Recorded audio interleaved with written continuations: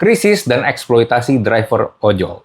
Belakangan ini, berita tentang hal tersebut sering banget terdengar, bahkan berulang-ulang. Tapi sampai sekarang belum ada titik temunya. Nah, tahukah lu kalau sebenarnya eksploitasi dan krisis dari driver ojek online ini itu disebabkan karena prinsip yang ditulis dalam satu buku yang judulnya adalah Zero to One, karya dari Peter Thiel. Nah, kenapa bisa seperti itu? Mari kita bedah bareng-bareng di episode Babu kali ini. Bahas buku. Sebelum gua lanjut, buat lo yang penasaran dengan buku ini, lo bisa langsung check out di bagian produk. Lo bisa check out di situ. Dan jangan lupa juga untuk check out buku yang gue tulis, yaitu Generasi Zombie, yang diterbitkan oleh penerbit buku Kompas.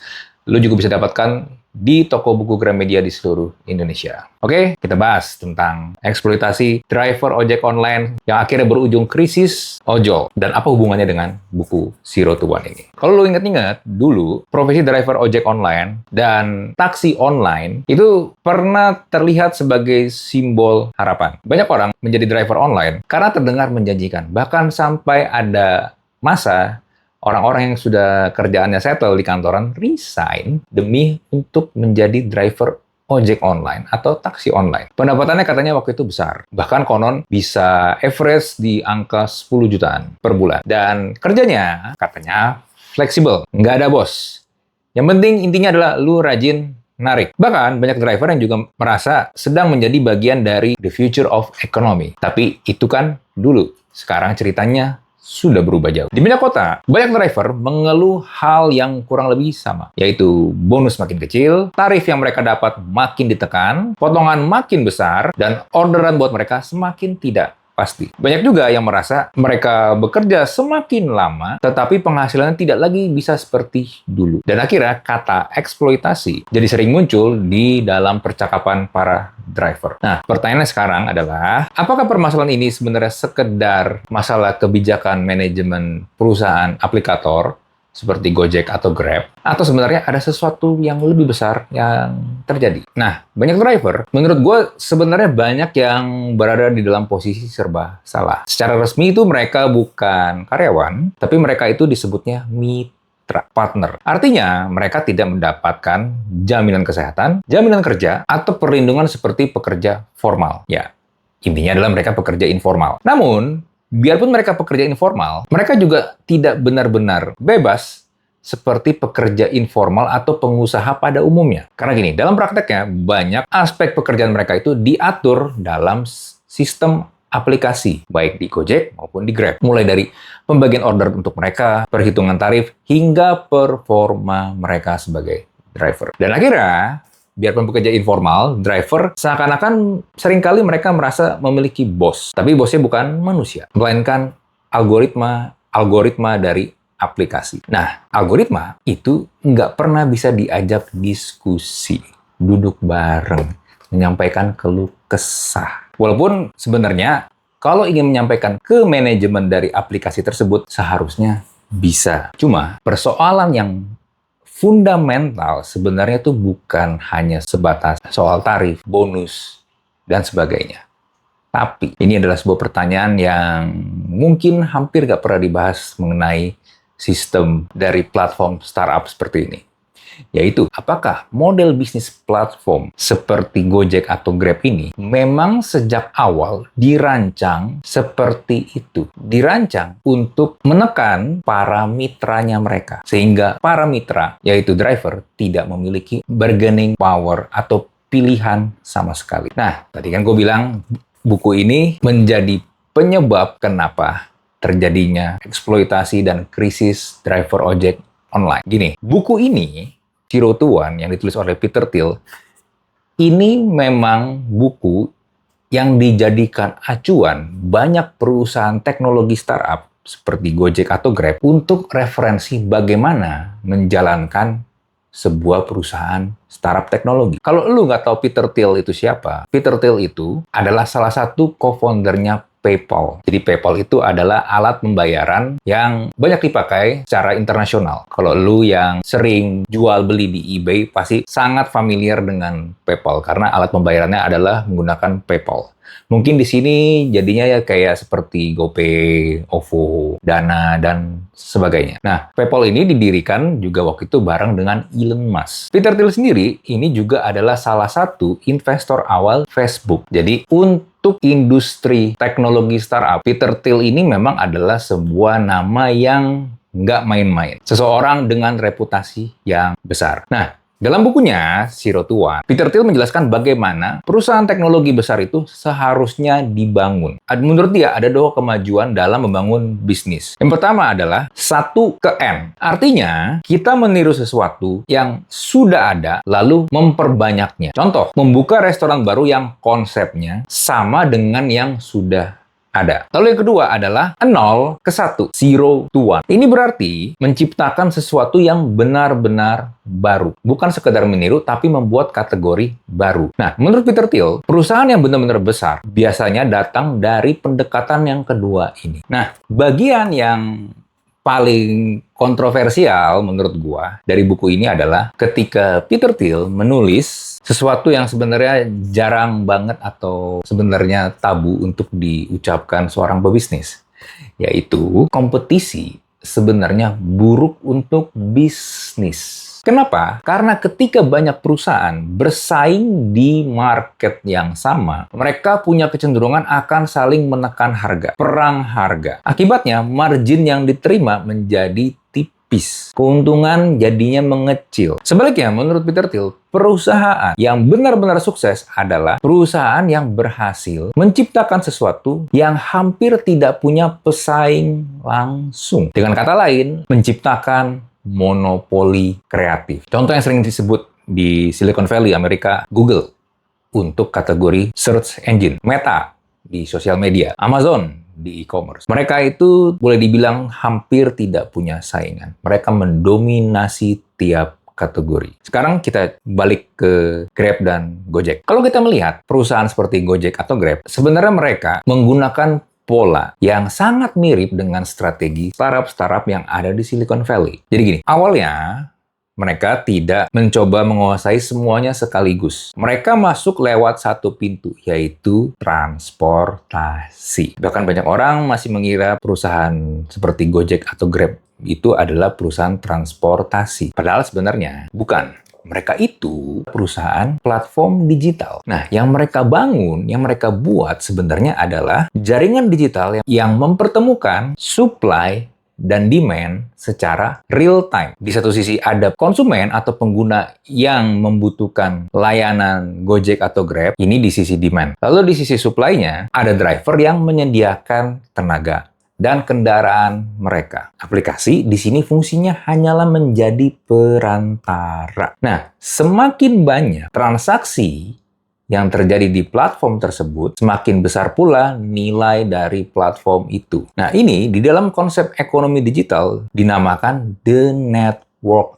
effect. Contohnya begini, semakin banyaknya driver, outputnya adalah waktu tunggu untuk para user semakin cepat. Nah, semakin cepat layanannya, user semakin puas. Semakin banyak user, driver akan semakin sering mendapatkan order. Nah, ini menciptakan lingkaran pertumbuhan yang memperkuat platform tersebut. Nah, ketika network ini sudah terbentuk dan semakin kuat, kalau ada pemain baru yang pengen ikutan ke dalam kategori tersebut atau industri tersebut, akan sulit. Andaikan coba-coba pun, pasti akan cepat rontok. Terbukti, dulu pernah ada yang namanya Blue Jack lah, Lady Jack lah, apa Jack segala macam. Lihat, nggak nyampe 1 tahun, hilang semua. Kenapa? Karena market biasanya akan mengarah ke satu kondisi, yaitu the winner take most. Ini juga sebabnya di banyak negara, bisnis ride hailing seperti Gojek dan Grab ini biasanya hanya dikuasai oleh 1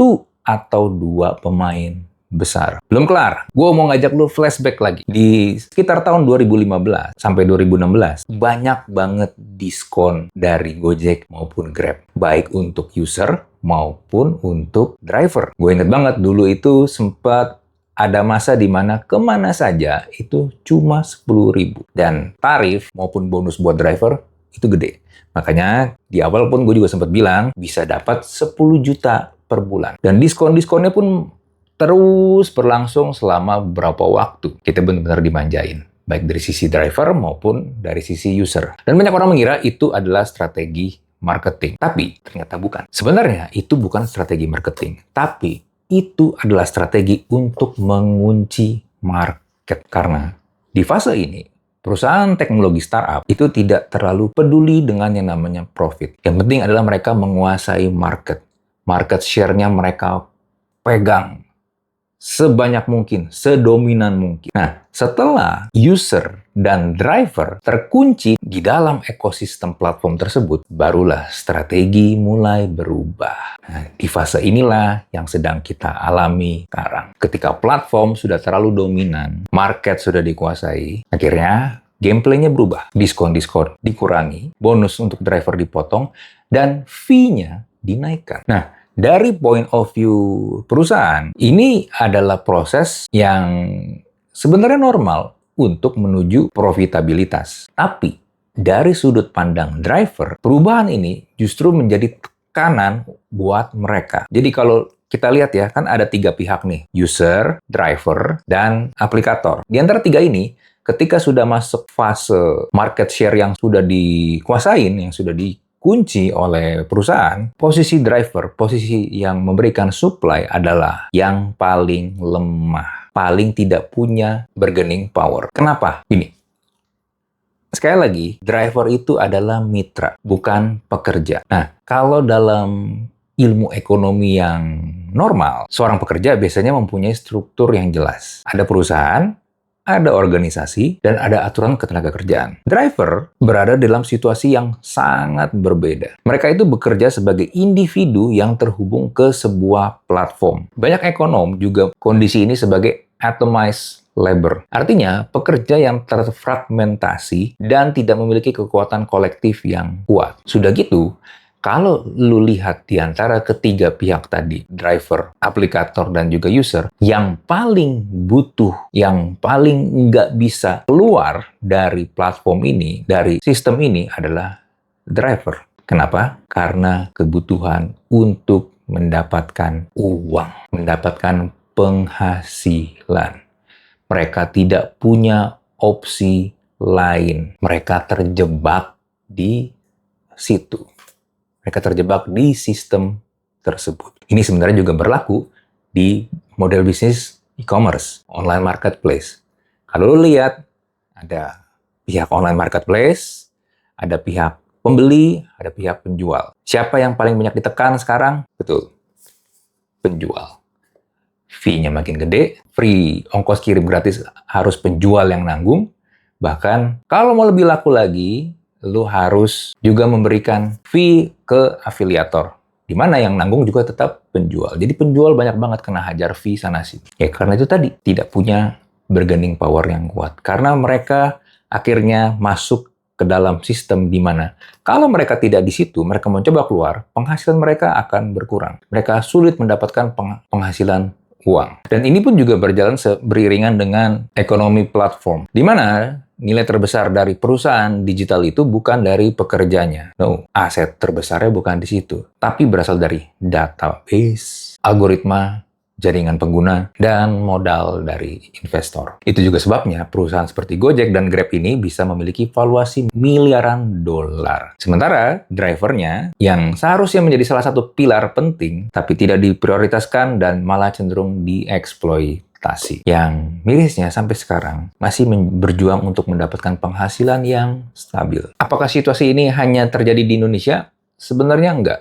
Ini sebenarnya adalah fenomena global. Kalau lu ingat dulu kita pernah ada Uber di Indonesia. Ya sebenarnya Uber di Amerika dan di Eropa juga mengalami pertentangan yang sama. Juga banyak driver Uber itu dieksploitasi. Nah, tapi mungkin bedanya ada sebagian pemerintah akhirnya turun tangan dengan regulasi baru untuk melindungi para pekerja gig ekonomi ini, para driver ini, biar tidak diperlakukan semena-mena oleh aplikator. Dan akhirnya ini menjadi sebuah ironi di era digital. Kita semua, gua, elu, menikmati kemudahan dengan adanya digital platform. Mau pesan makanan, tinggal pencet, nggak lama datang makanannya. Mau pesan transportasi, tinggal tunggu. Ntar ada motor atau mobil yang jemput.